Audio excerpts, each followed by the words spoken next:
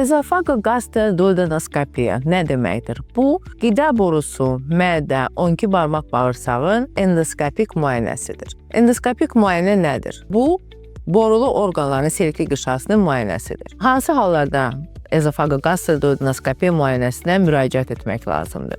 Əgər sizdə davamlı surətdə qarın ağrıları baş verirsə, sinə nahiyəsində ağrılar baş verirsə, qıcqırma, reflüks halları baş verərsə, ürək bulanma, qusma kimi hallar baş verərsə, mütləq şəkildə gastroenteroloqa müraciət etmək lazımdır və endoskopik müayinə keçmək lazımdır. Lakin endoskopik müayinə keçmək üçün mütləq vacib deyil ki, sizin hansısa bir simptomlarınız baş versin. 30-35 yaşından yuxarı bütün insanlar profilaktik olaraq endoskopik müayinə, yəni mədə və bağırsaq sisteminin endoskopik müayinəsini keçməlidirlər.